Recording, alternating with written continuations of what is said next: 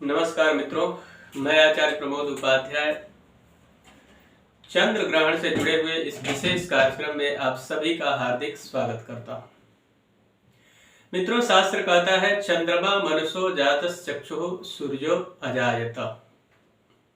आज हम बात करेंगे चंद्र ग्रहण पर। सबसे पहले चंद्र ग्रहण दोष जन्म कुंडली में बनता कैसे, इस बात को समझना अत्यंत आवश्यक है और साथ ही चंद्रमा किस चीज का कारक है हमारे जीवन में और चंद्र ग्रहण दोष से किस प्रकार का प्रभाव हमारे जीवन में पड़ता है। चंद्र ग्रहण के बारे में आपको जानकारी प्रदान कर दूं कि चंद्र ग्रहण जन्म कुंडली के 12वें भाव में यानी कि फर्स्ट हाउस से लेके और 12th हाउस तक किसी भी भाव में राहु ग्रह के साथ अगर कॉम्बिनेशन बनाता है, यानी राहु और चंद्रमा की युति जब होती है तो चंद्र ग्रहण दोष का निर्माण होता है। या फिर राहु के माफ कीजिएगा केतु के साथ भी अगर चंद्रमा जन्म कुंडली के 12वें भाव में कहीं भी विराजित होता है, उस परिस्थिति में चंद्र ग्रहण दोष का निर्माण होता है।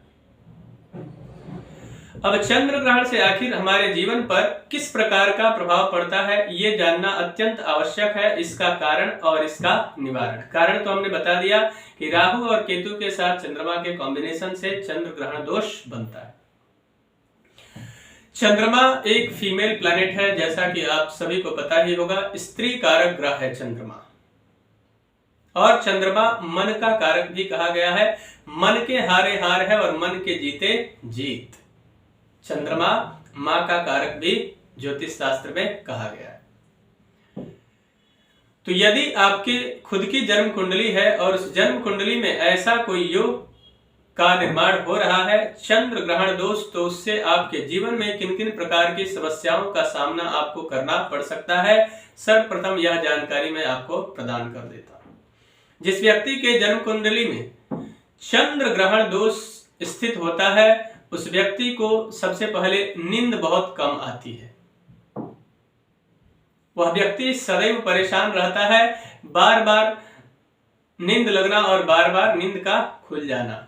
निश्चिंत होकर वह व्यक्ति कभी सो ही नहीं सकता है। जिस व्यक्ति के जन्म कुंडली में चंद्र ग्रहण दोष लगा हो, उस व्यक्ति को कई बार एसी के अंदर भी अगर आप सुला दीजिए, एसी लगा हो, एयर कंडीशन हो, और वहां पे भी अगर वह व्यक्ति सोता है तो नींद नहीं लगती है। कई बार दवाई खाने के बाद भी नींद नहीं आती है। अगर ऐसा हो रहा है तो निश्चित मानकर चलिए आपके जन्म कुंडली में चंद्र ग्रहण दोष है या फिर आपका चंद्रमा खराब है। चंद्र ग्रहण दोष लगने से और जो समस्याएं आती है वह ये है कि जब भी आप अकेले में रहेंगे, बहुत सारे नेगेटिव थॉट्स माइंड के अंदर डेवलप होने स्टार्ट हो जाएंगे, यानी कि नकारात्मक ऊर्जाओं का निरंतर संचार होता रहता है। उसके अलावा थॉट्स आपके क्लियर नहीं होते हैं। किसी भी प्रकार के डिसीजन को अगर आप लेते हैं, निर्णायक क्षमता को कमजोर कर देता है। किसी भी कार्य को करते हैं आप तो रिजल्ट के तरफ जब वह काम आगे बढ़ता है, प्रगति पर रहता है, और रिजल्ट की जब बारी आती है 95% वह कार्य हो जाता है, लेकिन 5% अगर आपका कार्य रह जाता है, अटक जाता है, ग्रहण लग जाता है, यह ग्रहण दोष के कारण ही होता है। इसके कारण इसके साथ साथ में अगर चंद्र ग्रहण दोष आपके जन्म कुंडली में है तो आपके माताजी का स्वास्थ्य खराब होगा या फिर माताजी से आपका संबंध भी खराब होता है। उसके अलावा चंद्रमा यदि ग्रहण दोष से पीड़ित है तो फिर आप जब भी अकेले में होंगे आपका मन बहुत दुखी होगा। और उसके अलावा किसी भी तरीके का एफर्ट अगर अपने कार्य क्षेत्र में आप लगाते हैं, मान लीजिए कि आपके लग्न में ही चंद्रमा और राहु के साथ विराजित हैं, तो उस परिस्थिति में क्या होगा, आपके निर्णायक क्षमता को कमजोर करेगा। साथ साथ में आपके अंदर जो प्रसन्नता होनी चाहिए, चेहरे पे जो प्रसन्नता दिखाई देनी चाहिए, उसकी कमी हो जाएगी। सेकंड हाउस में अगर विराजित है तो धन की कमी, धन को फंसाना, अटकाने का कार्य करता है। कुटुंब के साथ विच्छेद हो जाएगा, क्योंकि राहु को विच्छेदात्मक प्लैनेट कहा जाता है। शनि के ही शैडो प्लैनेट है राहु भी। तो जिस प्रकार का फल शनि देते हैं वैसे ही राहु ग्रह भी अमूमन देते हैं। राहु के पास 3 दृष्टियां हैं, 5, 7 और 9। तो जहां भी ग्रहण दोष में रहते हुए राहु की दृष्टि पड़ती है, उस स्थान को डैमेज करने का या उससे रिलेटेड जो भी जीवन में चीजें हैं उनको खराब करने का कार्य करता है।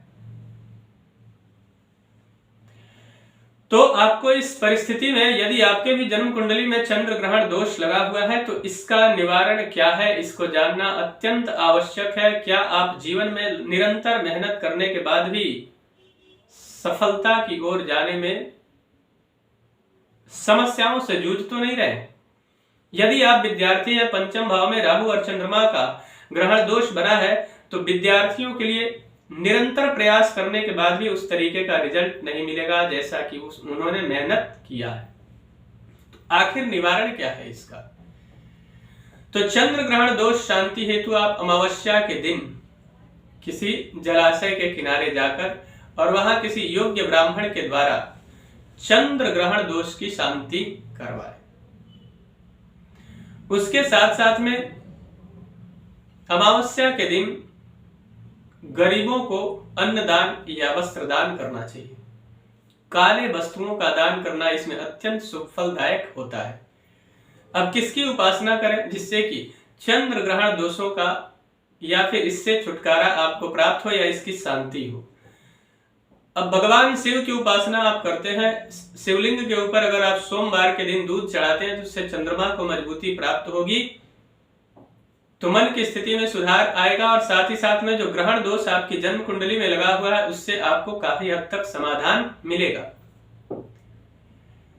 उसके साथ साथ में आप जल में गोमूत्र डालकर स्नान करते हैं यदि प्रतिदिन, तो उससे राहु के दोषों से आपको मुक्ति प्राप्त होगी।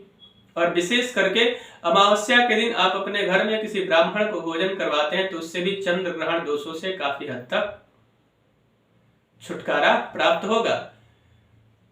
तो इस प्रकार से चंद्र ग्रहण यदि आपके भी जन्म कुंडली में बना हुआ है तो इसका समय रहते निवारण करवा लीजिए, यह आपके लिए बहुत ही बेहतर रिजल्ट प्रदान करने वाला रहेगा। मित्रों, मुझे आशा है कि मेरा यह कार्यक्रम आप सभी को पसंद आया होगा। तो मेरा एक निवेदन है कि यदि अभी तक हमारे चैनल को आपने सब्सक्राइब नहीं किया है तो कृपया चैनल को सब्सक्राइब करें, वीडियो को अधिक से अधिक लाइक और शेयर करें, बेल आइकन को दबाएं जिससे नई नई जानकारी आप तक पहुंचती रहे। तब तक के लिए इजाजत दीजिए।